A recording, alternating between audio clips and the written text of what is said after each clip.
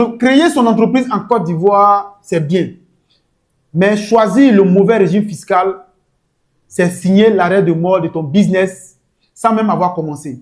Regarde bien cette capture-là. Tu vois 4 abréviations. La TEE, le RME, le RSI et le RNI, n'est-ce pas? Mais derrière ces 4 abréviations se cachent les règles du jeu qui vont te permettre soit de propulser ton business ou même de t'asphyxier sous les pénalités de la DGI, c'est-à-dire la Direction Générale des Impôts. Alors aujourd'hui, on va décortiquer tout ça, on va démystifier tout ça dans un français facile, dans un français accessible. Je vais te montrer ici quel est le régime fiscal qu'il faut choisir si tu veux te lancer en business. Pour prendre en marche, je suis Mr. Diarra, l'éclaireur de business. Celui-là même qui aide les entrepreneurs à développer, à structurer et à organiser leur business afin de gagner de l'argent. Alors, on va commencer par le plus petit, la TEE. C'est quoi la TEE? La TEE, c'est la taxe d'État de l'entrepreneur. C'est-à-dire, c'est la taxe qui est destinée aux entreprises, aux petites entreprises dont le chiffre d'affaires varie entre 5 millions de francs à 50 millions de francs CFA. Donc, si je suis dans ce carnaval-là, je vais payer 5% du chiffre d'affaires. D'accord? Mais il peut arriver que je fasse la prestation de service ou même le commerce, je serai peut-être fixé entre 3 et 4%. Si je décide donc de passer par le CGA, c'est-à-dire le centre de gestion agréé, alors je vais payer 2,5% ou 3% du chiffre d'affaires. Ça, c'est ce qu'il faut comprendre. Donc, si je prends un exemple, par exemple, que j'ai une boutique et la boutique fait 6 millions de chiffre d'affaires pour l'année 2025, je vais faire 6 millions multiplié par 5%. Ça va me faire 300 000 francs CFA. Les 300 000, c'est annuel. Maintenant, comment est-ce que je dois savoir les 300 000 là, je paye combien par mois? Je vais faire 300 000 divisé par 12. Ça me fera 25 000 francs CFA chaque mois. Donc, chaque mois, je dois payer 25 000 francs aux impôts. C'est comme ça marche avec la TEE. D'accord? Donc, sur ton chiffre d'affaires, entre 50 millions francs, entre 5 millions francs à 50 millions, je vais choisir la TEE et je paye 5% du chiffre d'affaires. Maintenant, si j'estime que les 50 millions là, c'est petit pour mon business, moi je gagne trop d'argent, alors je vais passer au niveau supérieur. Alors, c'est quoi le RME? Le RME, c'est le régime des micro-entreprises, c'est-à-dire c'est le régime fiscal qui est adapté à ceux dont le chiffre d'affaires varie entre 50 millions de francs à 200 millions de francs CFA. Donc, c'est-à-dire que si je fais un business, que je suis entre 50 millions de francs à 200 millions, je suis sur le régime de RME. Et le régime de RME, on paye 6% du chiffre d'affaires. Parfois 7%, mais ça va dépendre du type d'activité. Mais ce qu'il faut comprendre ici, c'est 6%. Mais si je décide de passer par un CGA, d'accord, alors je peux payer 5% par rapport à certaines configurations. D'accord? Maintenant, si j'estime que Mr. Diarra dans son cabinet, ils ont fait un chiffre d'affaires de 60 millions, comment on appelle ça, l'année 2026, alors on va faire 60 millions multiplié par 6%. Ça va faire environ 3 600 000. Et si je divise 3 600 000 fois 12, ça me fera 300 000 francs par mois. Que tu sois à la TE, que tu sois au RME, tu n'as pas le droit d'encaisser la TVA. D'accord? C'est-à-dire, si ton chiffre d'affaires est en dessous de 200 millions, tu n'as pas le droit d'encaisser la TVA. D'accord? Ton chiffre d'affaires, c'est 5%, soit 6%, selon le régime que tu vas choisir entre les deux. Maintenant, si tu estimes que les 200 millions, c'est petit, on va monter maintenant au niveau supérieur.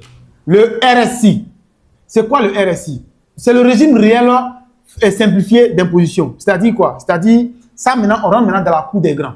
D'accord? C'est-à-dire, mon chiffre d'affaires dépasse 200 millions, donc je peux rentrer maintenant dans la cour des grands. Donc, si mon chiffre d'affaires, c'est entre 200 millions et 500 millions de francs CFA, je suis dans le, comment on appelle ça? Dans le RSI. D'accord? Donc, ici, on ne va plus me taxer sur mon chiffre d'affaires, mais on va me taxer sur un certain nombre de points.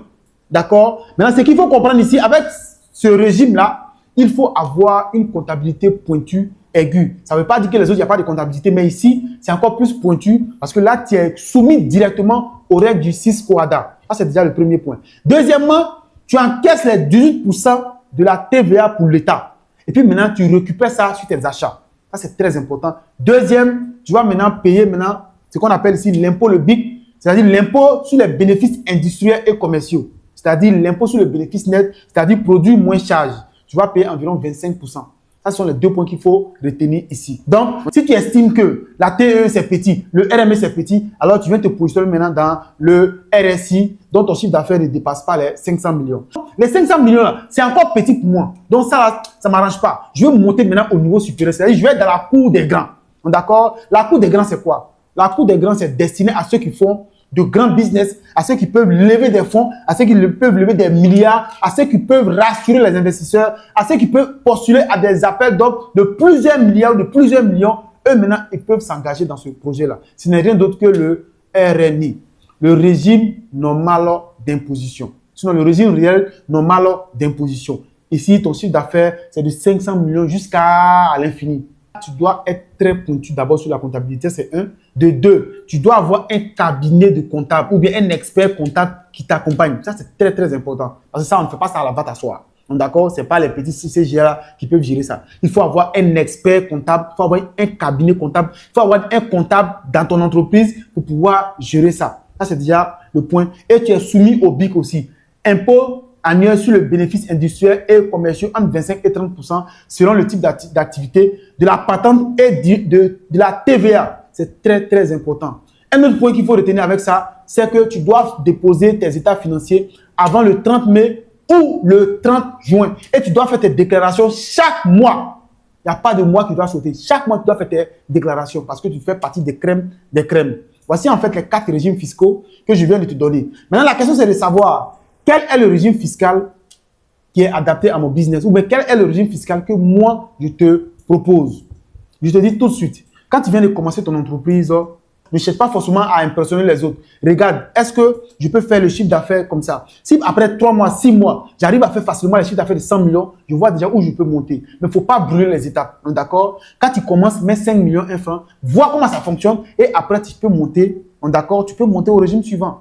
N'est-ce pas? Mais si tu n'as jamais payé d'impôts, ne mets tout de suite pas RME ou même RNI ou RSI. Il faut commencer petit. Ce n'est pas parce qu'on va te dire qu'il y a un marché que toi aussi tu vas venir déclarer rapidement un gros montant et après tu ne pourras pas effacer, tu ne pourras pas descendre. Donc ce que je te propose ici, analyse le marché, commence petit et grandis avec. Ça c'est déjà le premier point. Deuxième point, si tu es TE, RNI, RSI ou RME, il faut toujours demander la facture normalisée électronique ou du moins, il faut toujours délivrer la facture normalisée électronique ou même le reçu normalisé électronique. C'est très important. Il faut toujours travailler avec ça. Si ton prestataire ou ton client ou ton fournisseur ne te fournit pas ça, alors il faut changer pour aller chez quelqu'un d'autre pour éviter d'avoir des problèmes après.